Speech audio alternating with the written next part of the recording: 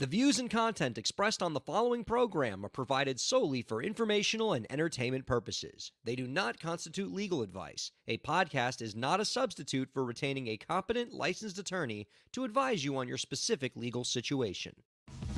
Break the business, play is work and work is play.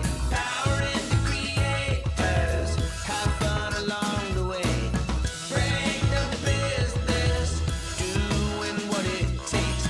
Celebrate success and learn from the mistakes. How's it going, everybody? Welcome to the show. It is time for Break the Business, where we empower indie creators and have some fun along the way. I'm Ryan Kairalla, and it is a pleasure to have you here this week. And it was a busy week that was for this here podcaster. Boy, did we keep ourselves quite active the last few days since we last had a chance to chat. I mean, first off, I am fresh off my post-Eurovision glow, all right? I hope you all had as much fun as I had checking out the Eurovision Song Contest over the weekend. What a treat. What a thrill. Amazing production, start to finish. Just the best 3 hours you're going to find on television. If you are, on the west side of the Atlantic like me, a fellow Yank, and you have not had the chance to enjoy the spectacle, the wonder, the amazing event that is the Eurovision Song Contest, make sure, mark your calendars now to check it out next year, next May. It is a fantastic contest. All of the countries of Europe competing against each other for song supremacy, and congratulations this year to Ukraine and the Kalush Orchestra for taking home first prize. Look at them, so happy.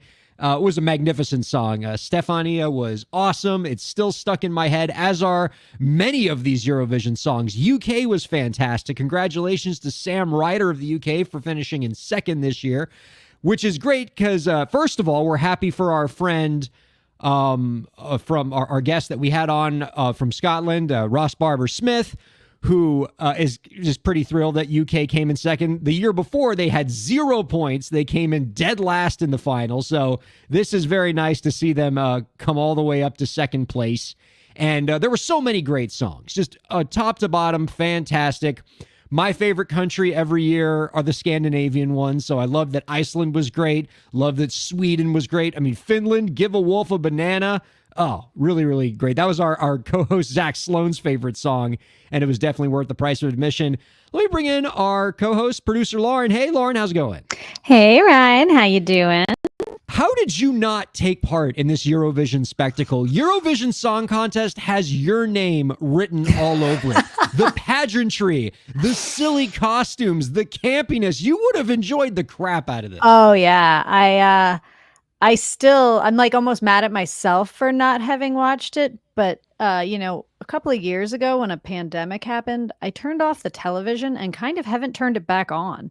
I'm working really hard at getting back into the what's going on in the world game.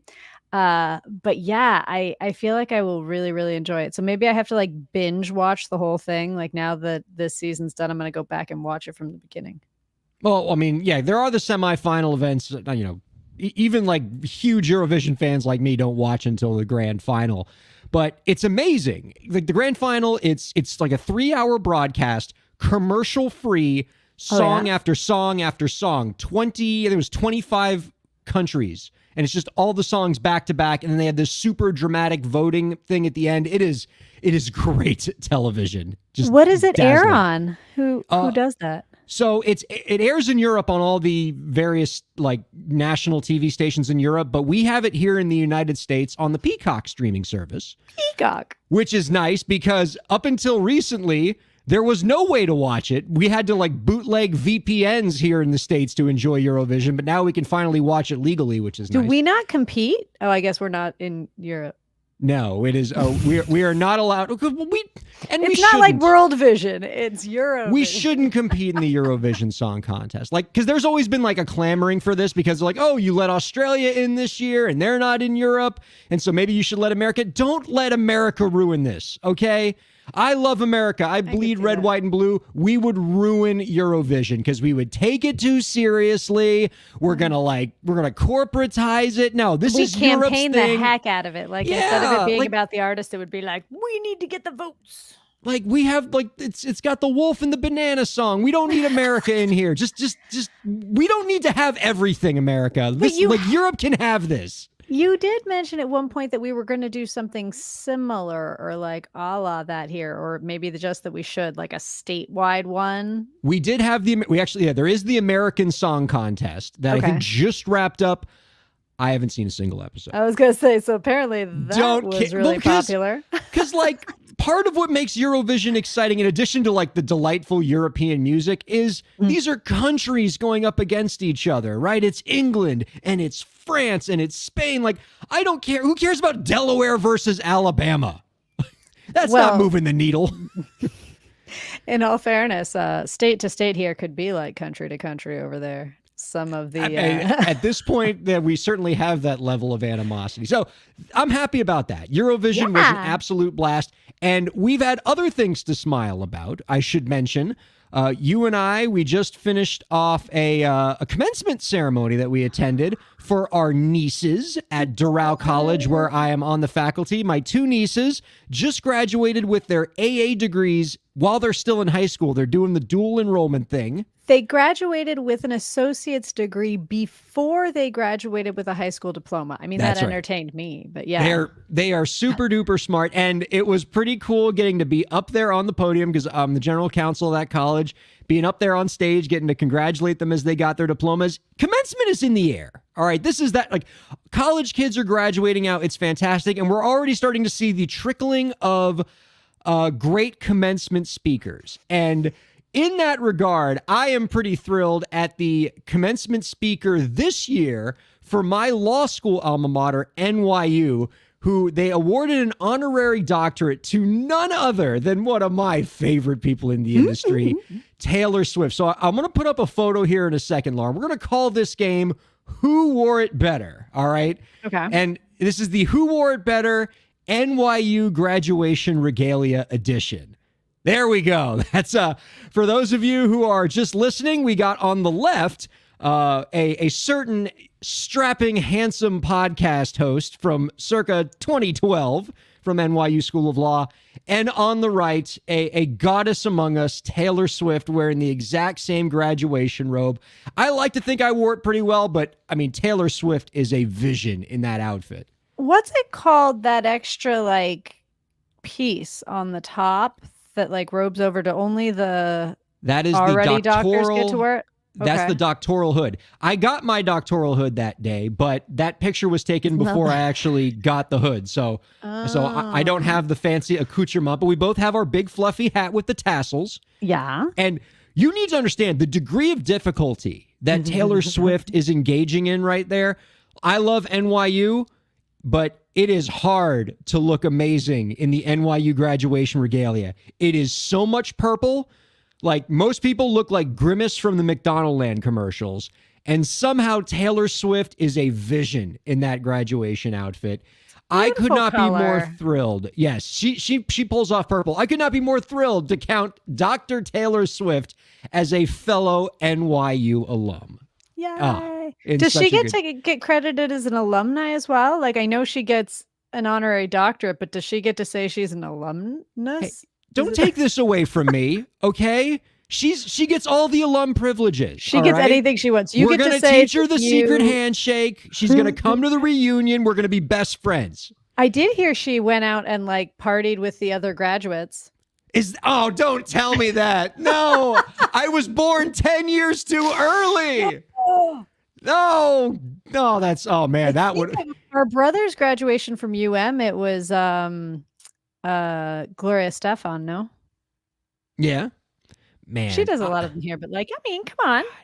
See, man, and when at my NYU graduation, we just had some cabinet secretary whose name I can't even remember anymore. We could have had Dr. Taylor Swift. That would have been awesome. She would have been was like great. 12. Yeah, that's true.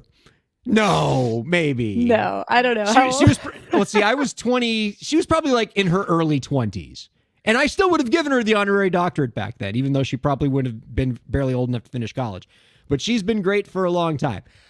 If we have some time at the end of the show, we'll talk a little bit more about Taylor Swift's graduation. But I do want to mention our guests, who I am also very excited to be chatting with.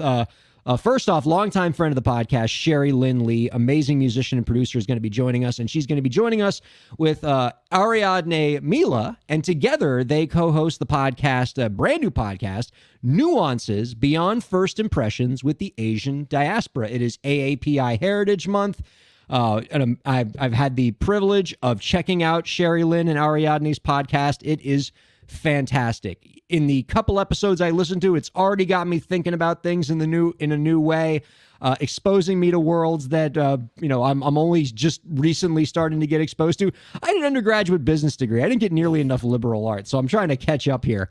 And this is a great podcast. And so we're going to talk to them about their perspective of being Asian American creators in the music industry, talk about their podcast. It's going to be a treat.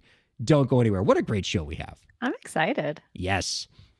Before we bring in those two fantastic creators, let's talk a little bit about TikTok. TikTok has been very much in the news this week. First, we'll talk a little bit a story about a pretty interesting experience that TikTok is talking about with respect to crediting. So, Billboard is reporting that TikTok is going to be launching a set of tools to allow creators to directly tag and credit the original creators behind viral trends on the social media platform and the video platform.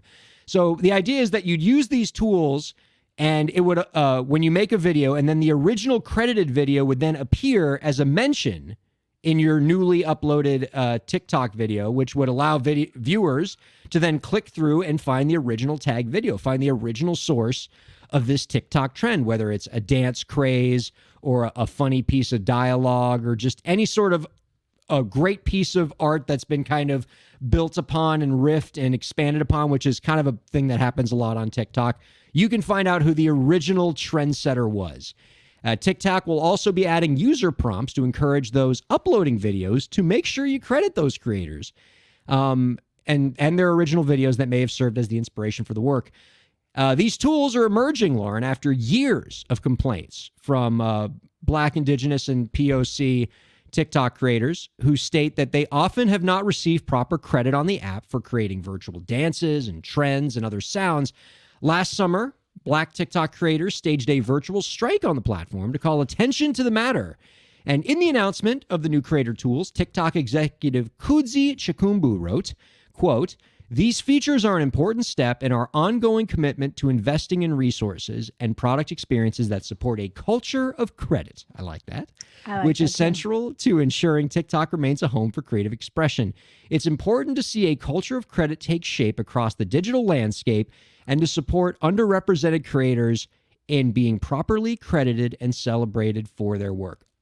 As among everything else, Lauren, this really is a measure, and I hope it kind of takes off on the platform, but it really is a measure to not just credit creators, but specifically to credit BIPOC creators who are often the trendsetters that create a lot of these popular trends on the platform. This was a big problem where you'd get, often a minority creator would make some great dance on TikTok. It would flood the platform, and then, some, white starlet would do the dance on the Jimmy Fallon show, and everybody would associate that person with the dance, and the original creator doesn't get the recognition they deserve. This was I remember an example of this with Jalailah Harmon, the TikTok creator. She had the Renegade dance, which was, I think, had like a 18-month stretch where you just could not escape that dance. It was all over the platform, and most people didn't know who the original creator was because it took off so much. And so many people started doing it and building off it and doing new things with it that when most people thought of the dance, it was just like whatever Hollywood star did it on The Tonight Show and not the original creator. And it wasn't until months later that we started bringing it back to this original creator. So hopefully these crediting features are going to help with this. And I'm hoping it gives an opportunity to newbies, as it were, because if you don't have any followers and you come up with something that is great, that even the successful TikTokers and everything else are looking for new content so that they have stuff to continue to use, But if you've got 5 followers and they go, "Hey, that's cool," and they've got 5,000 or 500,000 followers, them doing it is going to have a more significant impact in the greater scheme of things. And so I think it's great to give an opportunity to credit those. I like the crediting culture that's kind of coming up. I'm seeing it all over the place. I was at a conference with a guy who had built an entire world out of Legos. Like he had recreated, oh, I can't remember what it was. We're gonna say Mordor for fun of it. But like he had created this entire realm, and I was like, "That's really amazing." And the first thing he said to me was, "I don't want to take credit for the design. Somebody else had designed this, and I built it." And I was like, "Neither here nor there. No one would have noticed." But there's a culture coming up of I don't need nor want the credit for the person who created it. I'm happy to share in the joy that was created by having somebody share their creation with me. And I think that that's super, super cool. And I'm glad that TikTok is giving that opportunity. I just hope it sticks that way. Like, I hope that it actually sticks to the original and that I can't go, "Oh, well, I watched a video of Ryan performing it. And so I'm going to give him credit." And Ryan's like, "Yeah, but I did it from somebody else who did it, but I didn't credit them." Like, I think tracking down the original may prove a little difficult, but we'll see how it goes. Yeah.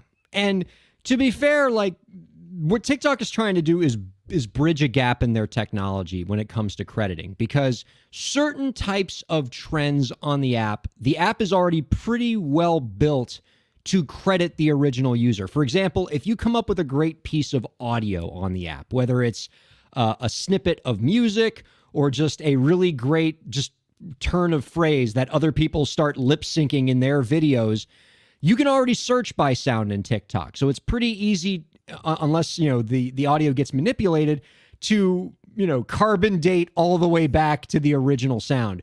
Where you don't see it as easily done is with dances, right? Because there's no technology that allows us to like easily detect a dance. Was the last time? Yeah, who was the first person to do the dance that everybody's doing with the Lizzo video now?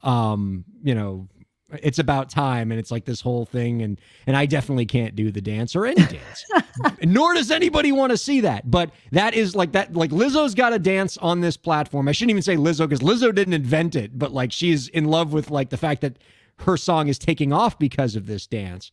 Why not? And I think that's why that culture of credit is so important, right? Is because there are a lot of top shelf artists out there who owe their latest #1 hit to some faceless, nameless, anonymous TikToker who made a dance craze or some kind of trend around their song and caused that song to get, repeated a bunch of times and used throughout the platform to take it all the way to #1. And nothing is cooler for that artist when that big artist can go to that original creator in a video and say, "Hey, so-and-so, thank you so much for making this amazing dance that has, made this song a huge hit. Let's collaborate together on something else," which is, and That'd then, be the sky's the limit. Yeah. I hope they do. You know what I mean? Just because they're crediting doesn't necessarily mean they're coming back. But I do think it's a cultural shift. I'm glad the technology is coming up with it, but people want to. They want to say thank you, as you're saying. They don't need to steal credit. It's an old-fashioned thing, hopefully. Where people are like, "I'm going to take credit for what you did." And it's not that way right now. I feel like people want to attribute things to those that made them. They know they're not working in a bubble. Yeah. We're all working together here, hopefully. Gen Zers are a lot more collaborative. Right?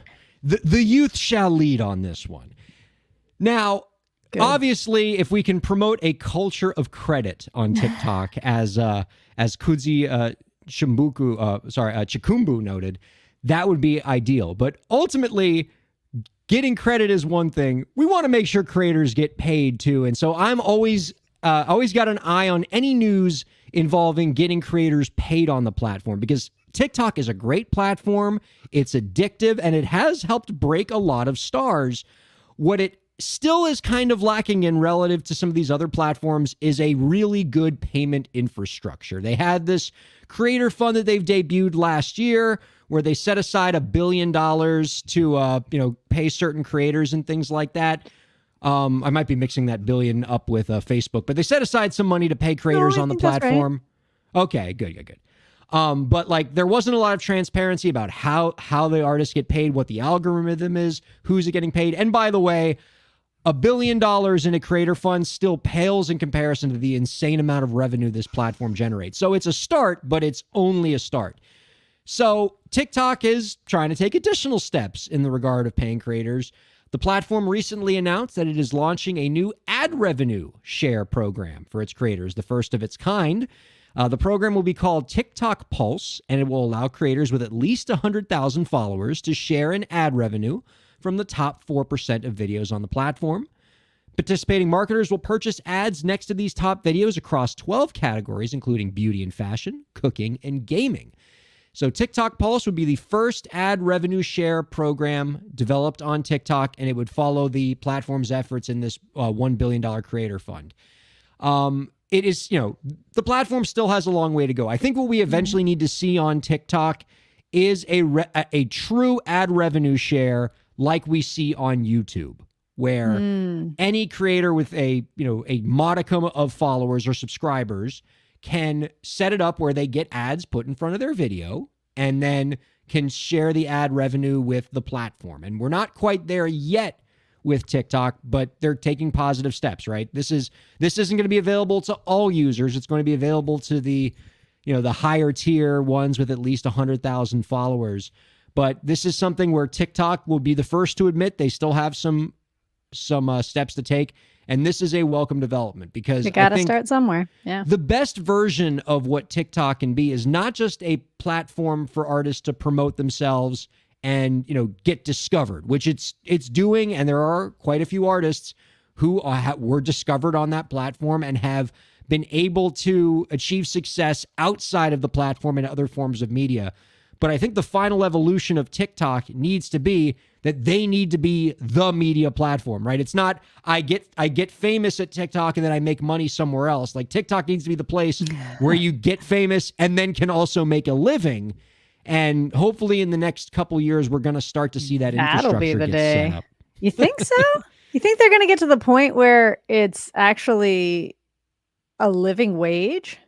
Well, none of the platforms are a living wage. Well, that's what I'm saying. I was like, but something is better than nothing, and being able to get yourself there while being able to bring in a little bit's great. If they could ever get to a place of making a living there, that seems like a whole other world. I mean, it'd be great, but I mean, it needs and for the sake of fairness and doing right by artists, it needs to happen because for an increasingly large segment of creators, TikTok is their sole platform. It is to what older creators are, for Hollywood. Like if you're of a certain age, and you take the bus out to LA to become a movie star, this is that for young people. Like this is their Hollywood is TikTok. And so this needs to be the place where they can make money and they can find their success. And so that involves creating a platform where there's reasonably decent monetization happening. And certainly TikTok has the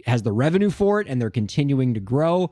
And so I'd like to see where this develops. And TikTok's certainly making the investment in saying that we're not just a platform where you can watch videos. We are legitimately developing artists, right? They developed SoundOn, a whole basically record label and distribution service for artists to upload their music onto. So you can't say as TikTok, we're going to build a record label, so we're going to develop artists and then not eventually build the infrastructure for those artists that they develop to actually make money. Yeah, I'm seeing it in small pieces, which I guess is all you can see because you've got to take baby steps to get there.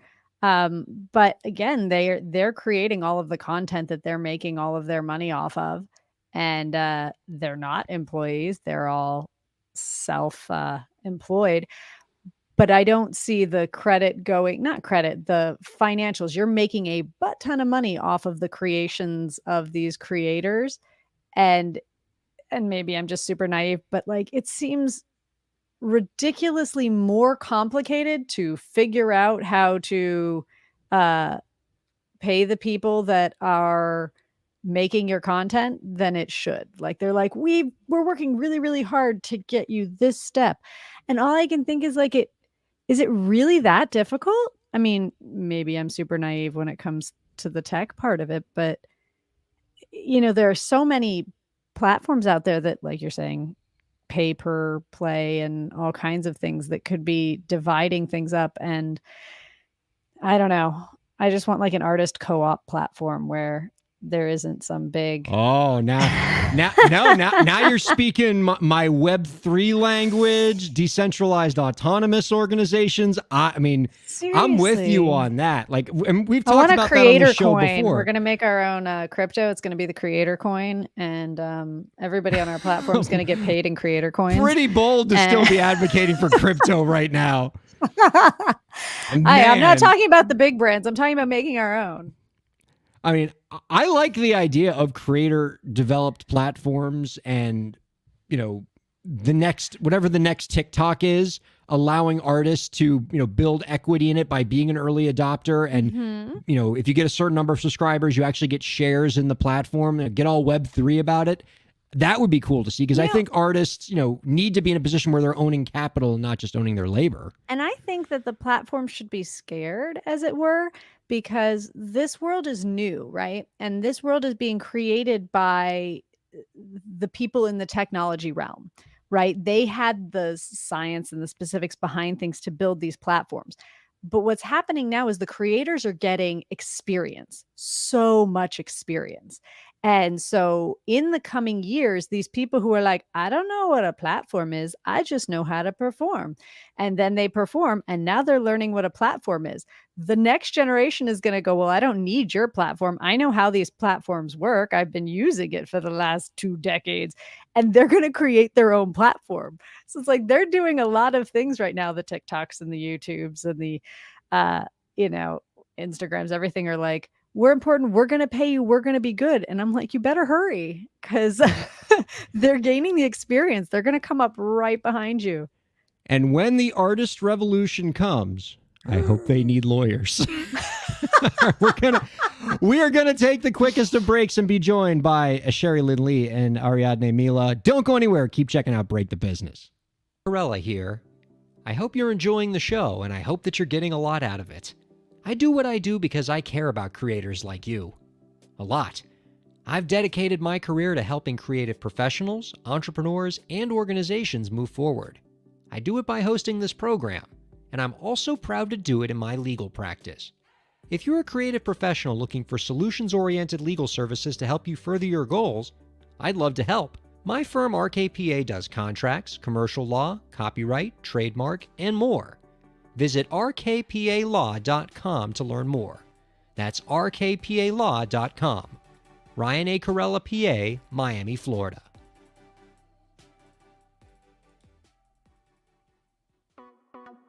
Streaming services for Break the Business provided by LEK Entertainment. LEK Entertainment is a full-service entertainment company offering everything from consultations to full-scale events and productions, including audio and video productions, voiceovers, staged theatrical productions, script and music development, and streaming services. For more information, visit lekentertainment.com. LEK Entertainment wants to help you bring your story to life.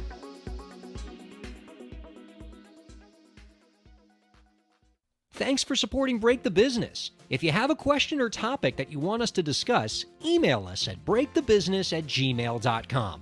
You can follow the host, that's me, on Twitter at Ryan Kair, and you can follow the show at the BTB Podcast.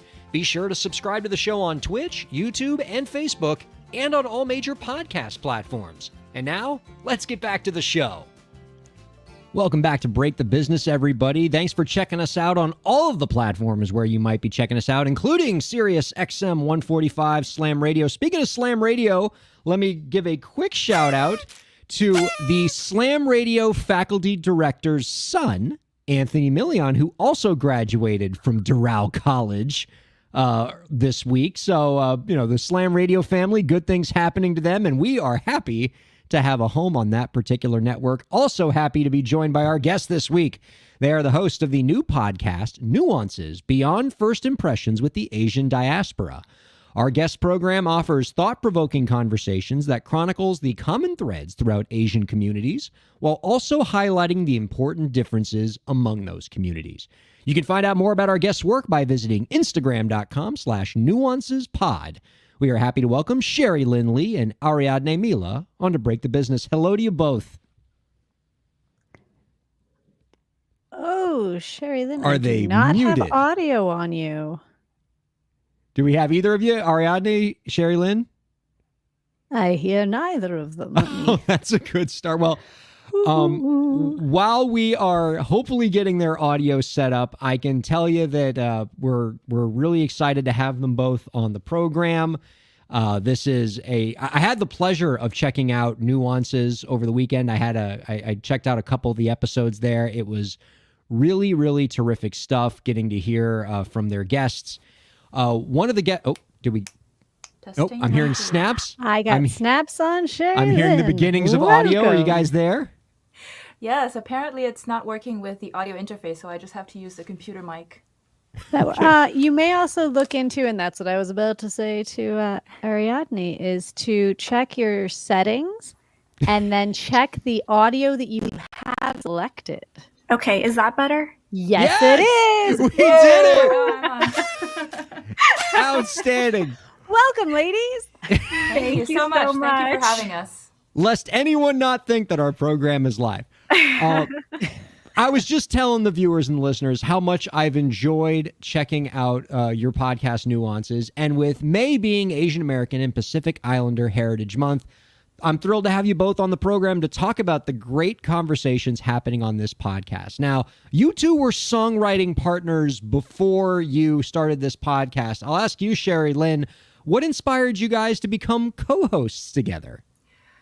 Well, actually, it was very spontaneous, let's put it that way. We had written the song together and May was coming up, so I said, hey, do you want to think about ways we could market this song and maybe do like snippets of us, talking about the song or just, the production and talking a little bit about the background and what experiences inspired the song.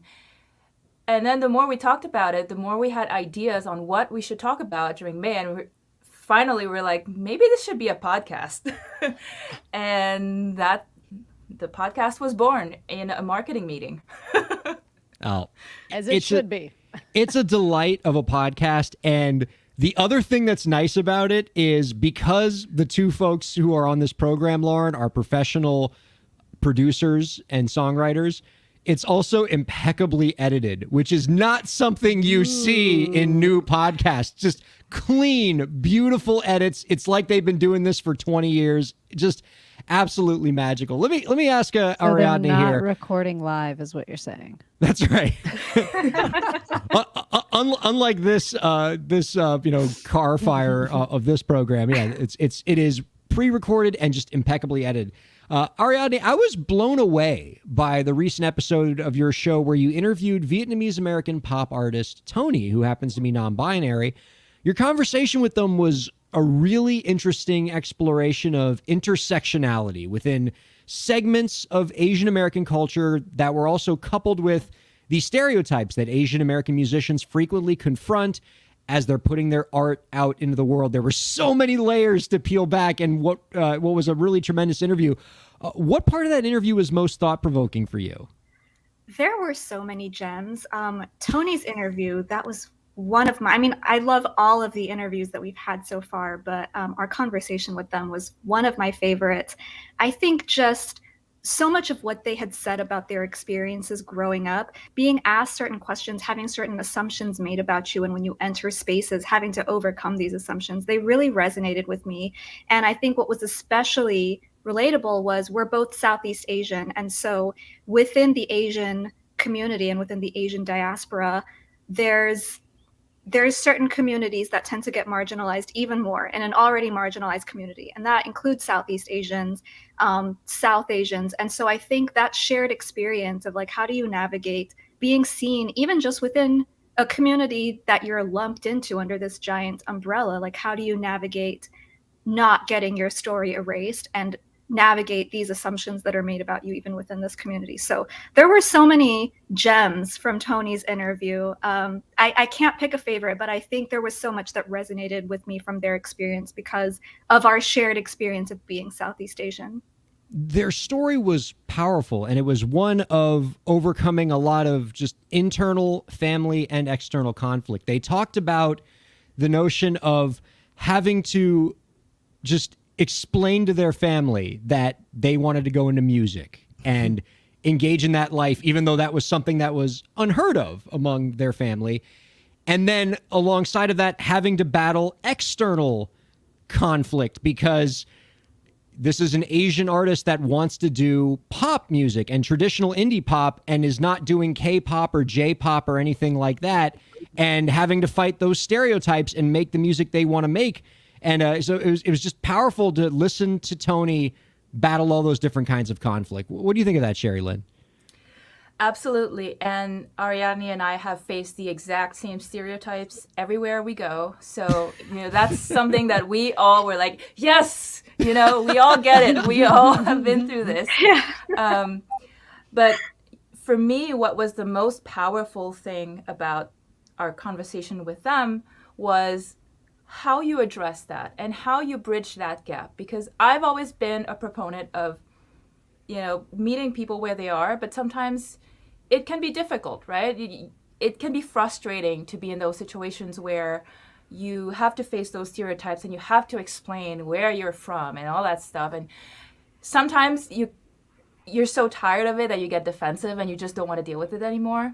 But Tony had such great advice on how to navigate, how they navigated their queerness, and how instead of calling people out, they advised to call people in, and I thought that was such a powerful thing. That was That's such a cool great perspective. Can you elaborate a little bit on that? Because I was like, I thought that was really interesting when they brought that up during the interview. Yeah, so the idea is this was in the context of their pronouns, so using they, them, and I made the mistake several times. And so what they suggested is instead of calling people out and making them feel bad about it, maybe you can privately message them and say, hey, I know this wasn't, your intention, but I go by they, them. And that would be good if you could use that in the future. Or when I made the mistake before our interview started, before we started recording, they said, oh, by the way, it's they, them. And I was like, oh, okay. So they had good advice on how to navigate that without making it uncomfortable, or at least making it at least comfortable as possible. And I thought that was very powerful. Because I think it's based in the idea that certainly there are people in this world who are just openly hostile to the trans community and just LGBT community. But what Tony had indicated was that most people are basically good and decent and don't want to be disrespectful and don't want to hurt others and want to allow people to live their truth. And so if you come at them from that perspective and correct them in a way that allows them to save face, ultimately that helps build a bridge and can and it was an interesting perspective. And by the way, that that's certainly not something that is a requirement, right? Like, you are entitled to have people call you by your truth. And so it is an act of grace on the part of somebody like Tony to be willing to pull you aside rather than call you out. But it's a nice bridge to build. Yeah. It's beneficial to teach, but at the same time, sometimes you get really tired teaching. Yeah, so that's that's why why I need to give this lesson. That's why they said, it's a very important thing for us to have community, to have a safe space, to have our moment where we, complain about things, to then have the energy to go back out there and have those conversations and bridge those gaps. Because, yes, we don't have to do it, but at the same time, if we don't do it, who's going to do it? Exactly.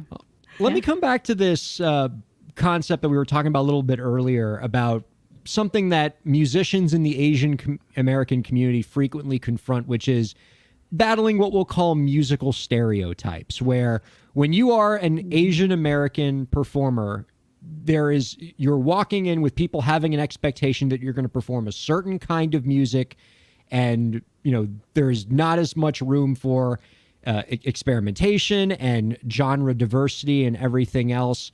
And I from what you both mentioned on the podcast when you're interviewing Tony, it is a phenomena that you're no stranger to. I know that Sherry Lynn got a chance to speak to this. Is this something that you also confront, Ariadne?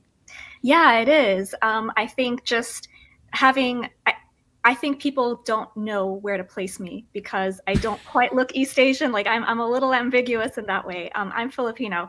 And so I think there's people try to, figure out what kind of Asian are you? And then, when they can figure that out, okay, do you make K-pop? Do you make this? Do you make that? And I think even within like being Filipino, there's a very specific Filipino sound. They love like singers like Sarah Geronimo, that kind of big, belty Celine Dion type of voice, which isn't the style of music that I do. So I think having to navigate that, and I think having to overcome imposter syndrome as well, because growing up in the Filipino community and being surrounded by singers of this style, that made me question, like, am I good enough to be in this space? And so having to overcome that sense of like there's room for all different types of music and all different types of voices and singers has been big as well.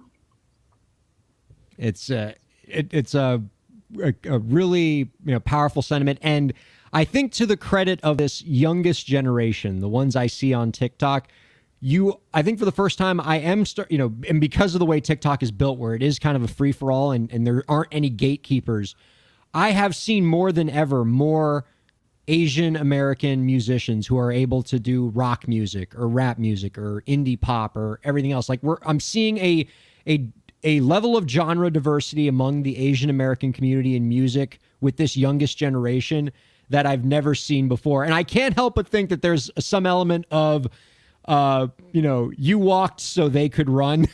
That's probably happening there. And so hopefully they're grateful. Little point about that is, those platforms are driven by algorithms, and algorithms are biased.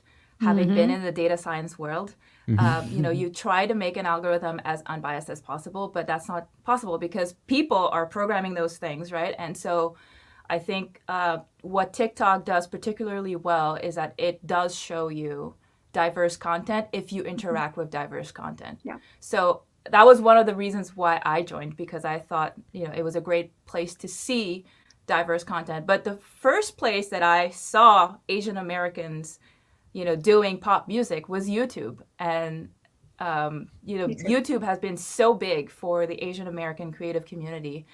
So yeah. It's getting better. Yeah.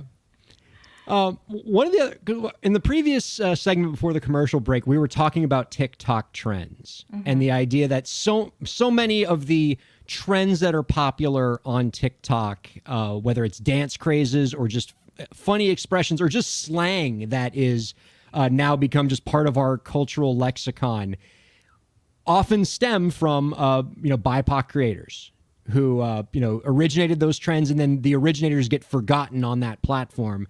And so now we're starting to see this culture of crediting, and TikTok is starting to do something about it. But it gave me similar vibes to that's another one you're hearing that's a lot on TikTok now, to something you all talked about in your podcast about how certain segments of Asian American culture, just Asian culture, that were once sort of ostracized and othered are now cool. Right, where it's anime or things like that are now part of the mainstream, and it's considered cool. Whereas like there was a time where if you enjoyed that stuff, you were criticized for it or you were teased for it, and so I think that's another element where I think the original creators of those things get lost as those things become mainstream, and we forget that those came from a minority culture.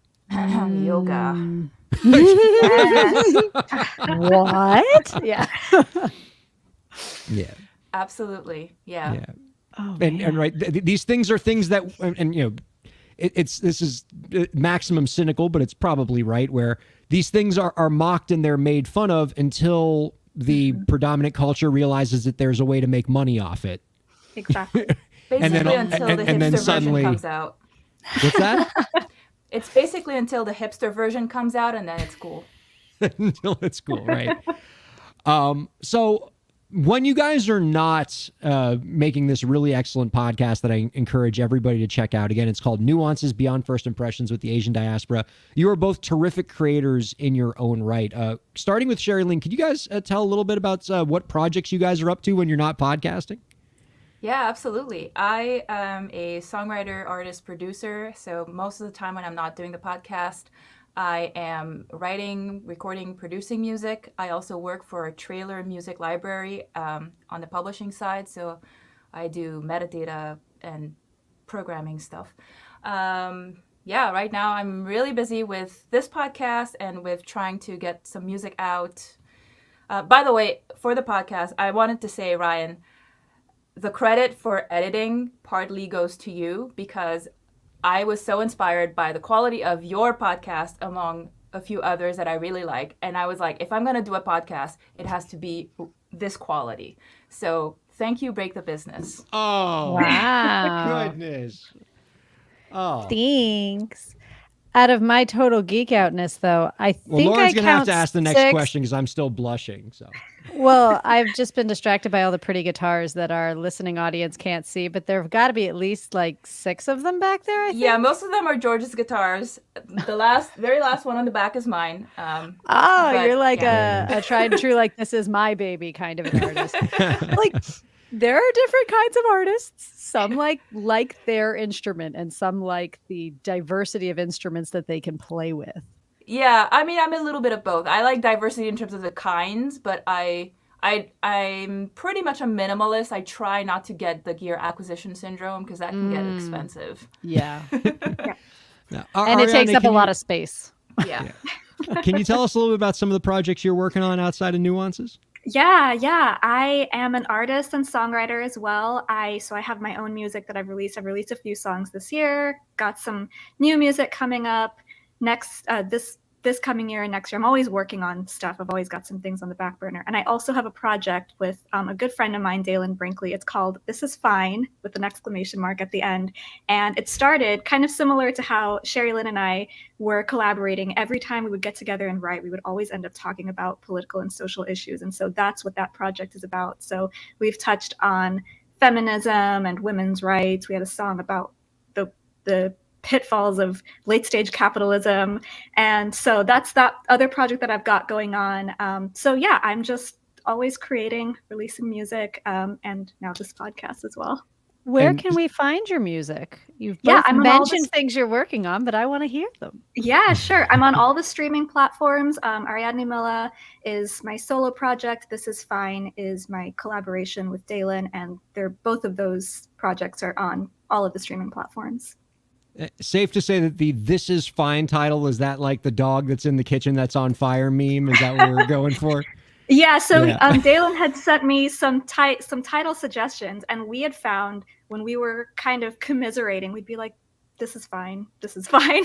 And so that just became our thing. And so now we even say that. We say that so many times when we're talking about the state of affairs. We're like, you know what, this is fine. Well, so one more question about the podcast before we get to our final question. I'll ask you, Ariadne. What goals are you trying to accomplish with this show long term? What are you trying to add to the conversation? I think we want to make this a safe space. We want to make this something that's really uplifting and honest, and give people a platform to talk about their experiences. And it's interesting because some of the upcoming interviews that we have are with people that I've known for a while. They're other creatives that I've known, and we've never actually talked with each other about our experiences being Asian American. And so what this has become, to our surprise, has been something that's really therapeutic that I think a lot of us really needed.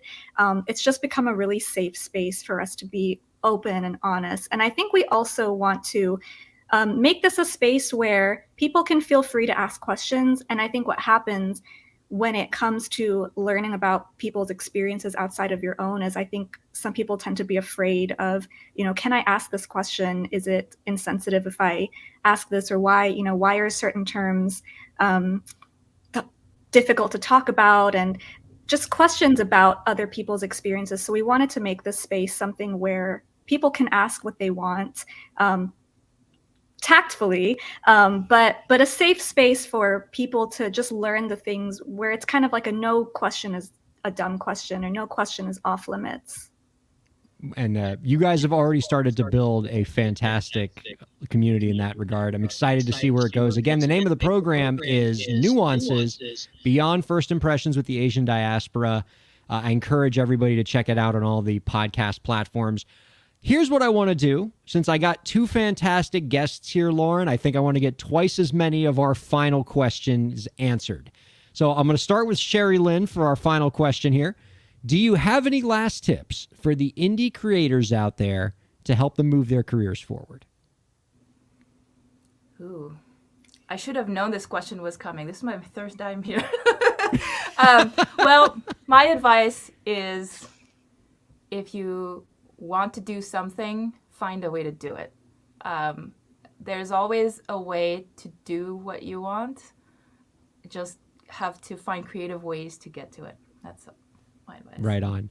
Now, Ariadne, same question. I know this is your first time on the show, so you've only had one opportunity to answer this so far. But excited to hear your answer here. Do you have any last tips for the indie creators out there to help them move their careers forward? I would say practice self-compassion. I think that we have one of the things that I struggle with that I know so many other fellow indie creatives struggled with was there's this feeling that you are on a timeline or you see other people in certain places of their career and you compare yourself, you deal with imposter syndrome. And I think self-compassion is huge, and kind of knowing what your boundaries are, being able to set boundaries and knowing that it's okay to say no to things that don't, light your fire, that don't energize you. I think it's knowing that it's okay to be selective about the things you say yes to and the things you say no to, and that ultimately you're the one that has to live your life. You're the one that's driving your career. It's all on you. You're the one that has to live with all the decisions you make. So practicing self-compassion and not being afraid to assert your boundaries. Excellent advice for the indie creators out there, and their lawyers should probably take that advice to heart too. All of us, man. Sherry Lynn, Ariana, this has been a treat. Thank you so much for being on the program this week. Thank you so much for having us and for listening. Yeah. It really bet. means We a lot to appreciate us. Wow, that was I love blast, huh? that. Yeah, I like when people say thanks for listening, because you know what? That's like a really big thing. A lot of people like to talk, but the people who are talking really want to be heard, or they wouldn't be talking. They're not just saying stuff in a bubble. So, whether they're making music or interviewing people or being interviewed, that was such a great gesture just to say thank you for listening. I think more of us need to say that. Yeah, and I certainly enjoyed listening to that program. It's going to be a part of my regular podcast listening queue, which is getting like even crazier because it's music podcasts, it's sports podcasts, and now it's a rich discussion of the Asian diaspora.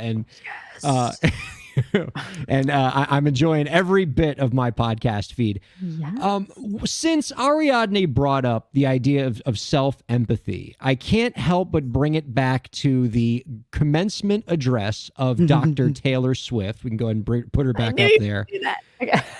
Because as I was looking at her commencement address, she actually had some interesting words in that regard, talking about why it's okay to make mistakes. And I want to read this piece of her commencement address because I think all of us out there, most of the people listening and watching are creators, but even for the ones who are not, it's easy to beat ourselves up when we make mistakes. But take Taylor Swift's words to heart here. This is from her graduation speech.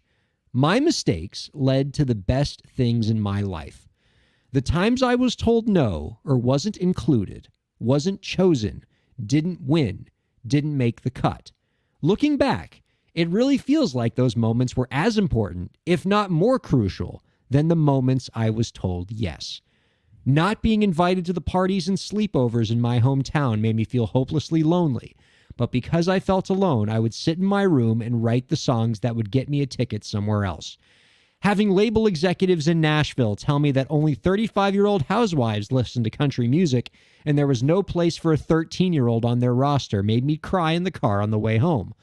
But then I'd post my songs on my MySpace, and yes, MySpace, and they would message me with other would message with other teenagers like me who loved country music but didn't have anyone singing from their perspective. Having journalists write in depth, oftentimes critical pieces about who they perceive me to be made me feel like I was living in some weird simulation. But it also made me look inward to learn about who I actually am. Having the world treat my love life like a spectator sport in which I lose every single game was not a great way to date in my teens and 20s, but it taught me to protect my private life fiercely. Being publicly humiliated over and over again at a young age was excruciatingly painful, but it forced me to devalue the ridiculous notion of minute-by-minute, ever-fluctuating social relevance and likability.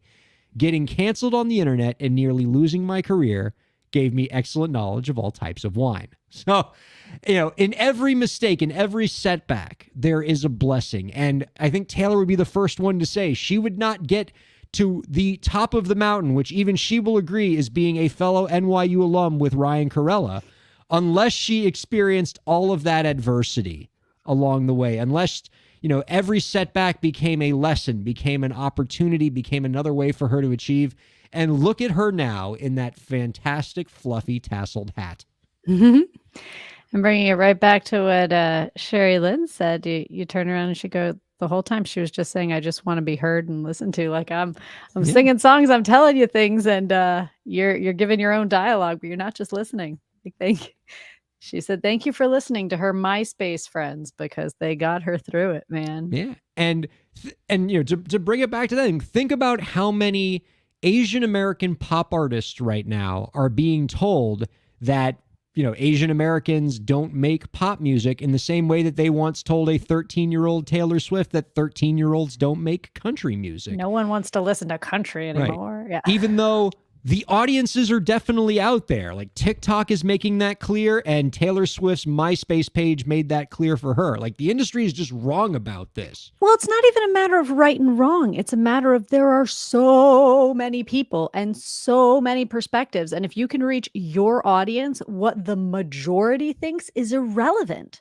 Like whether you get 500 million followers doesn't dictate whether you're a success or even whether you're a financial success. If you're an Asian American artist and you sing hardcore rock and everyone in your community is telling you that that's not something that should be done and not something you'll listen to, and you go out into the ethers, you can find yourself a community of people who think that that's awesome, listen to what you have to say, and you can be a complete and total success even though the majority of what you're hearing might not be what you want to hear. Somebody will listen.